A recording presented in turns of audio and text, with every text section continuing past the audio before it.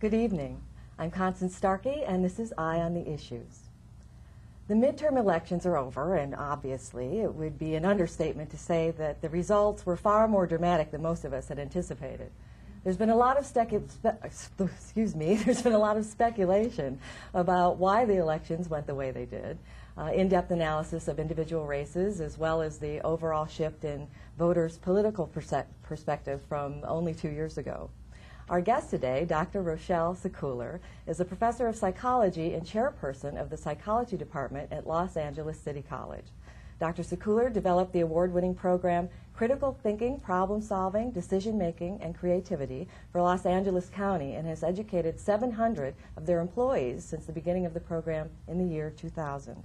She also teaches biological psychology and stress management and was the lead investigator in the research team which examined distant trauma and stress as a result of Hurricane Katrina.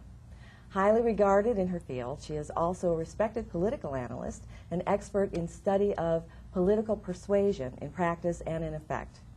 We've invited Dr. Sekuler here today to help us sort of recap the election and to offer some insight into the dynamics that so overwhelmingly turned the political tide in this country. Dr. Sekuler, thank you for joining us today. It's a pleasure. The obvious question I think everyone asks when trying to analyze the results of this election is, did they turn out the way they did because the Democrats did so much right or because the Republicans did so much wrong?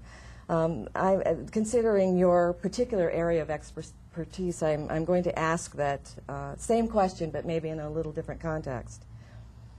In my opinion, and please feel free to disagree with me, you're the expert here, but it just seems to me that in the election year in 2004, people voted the way they did, I think mainly out of an emotional response. I mean, here you have the Republicans spreading this thick fog of fear over the country, really. They were saying things like changing the administration in the middle of the war would be a disaster, and vote for the Democrats was a vote for the terrorists, and you know, it was like the only thing that was standing between Al-Qaeda and you know, bombs over Peoria was George Bush. And people, I think, were really panicked. And because of that, I think that in some circumstances, people voted for George Bush that might not have, simply because they were afraid not to.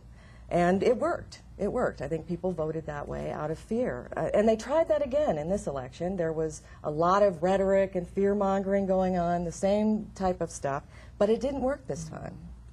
And I'd really like to know why it didn't work this time. I know that things changed a little. John Murtha and others started speaking out against the war, and you had, you know, a lot of the blogosphere went crazy. There was a lot more dialogue. So I guess my question is, did people vote this time more? Were they more analytical? Was it critical thinking that swayed the election this time, or was it yet another emotional response to the scandals and the corruption? And you know, did they vote for Democrats because of the Foley scandal? What is your take on that? Well, you brought up a complicated issue. First of all, we have to consider that emotion and intellect are not separate. That emotion actually is what we use to think with. I mean, think about a decision you've made in the past. How do you decide it? Well, you go back and you think about another time when you made that decision and you ask, did it work for me? Did I feel good or did I feel bad? So if we're cut off from our feelings, and we have animals and people who've had serious decisions people really make very poor decisions. So emotion is always essential. But sometimes we know that emotion hijacks the brain. And I think you mentioned that. Like the last election, it seemed like emotion was hijacking the brain. So what's happening when emotion does that? Well, there are very predictable ways that we have faulty thinking. One is that we know that people will overestimate the risks for something dramatic. So if you think about how much money we have spent protecting airlines from terrorists, okay, we had 4,000 people die, and that was a tragedy.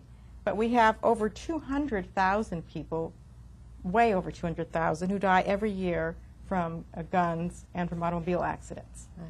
That's a greater risk, and yet our brain gets mesmerized by the dramatic.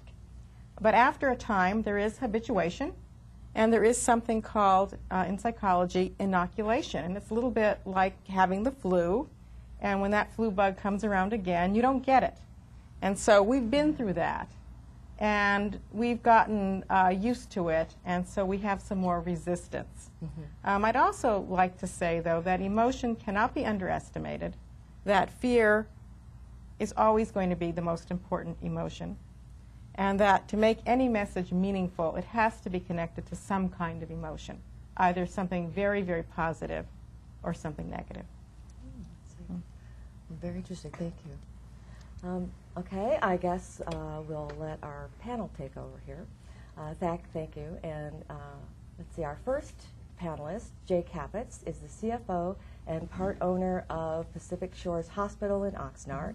He is an elected member of the Oak Park Municipal Advisory Council and of the Democratic Central Committee, and holds offices in the Ventura County Democratic Central Committee as well as the Democratic Club of the Conejo Valley. Jay, his wife Linda, and their two children, Sarah and AJ, are residents of Oak Park. Jay, welcome to Eye on the Issues. It's great to be here. Thank you, Constance. Again. Rochelle, nice to have you with us today. Thank you. Our second panelist, Chris McGinnis, is a senior at California Lutheran University, where he is studying communications and political science. Chris writes a weekly editorial column for the school newspaper, The Echo, and we are very pleased to have him with us today. Well, Hi, Chris. thank you. Thank you for having me back. I'm very glad. Sandy Emberland, our final panelist, is a longtime active member of the Democratic Club of the Conejo Valley. She is currently serving her second two-year term on the Ventura County Democratic Central Committee and was recently elected to the office of second vice chair. Sandy, we're happy to have you with us this morning. Thank you very much. Thank you. So, Jay, why don't you start us off? You have your first question for Dr. Sokola. Okay, thank you once again. Rochelle, Rahm Emanuel was author of the architect of the congressional takeover by the Democrats recently. He wrote a book called The Plan, and in his book he quote states, "The Democratic Party's communication problem has little to do with how well campaigns communicate and everything to do with what they say." Kind of runs counter to what we were hearing a couple years ago from George Lakoff, when the talk was about framing and words being maybe the preeminent way to work with the voters. How would you respond to those differing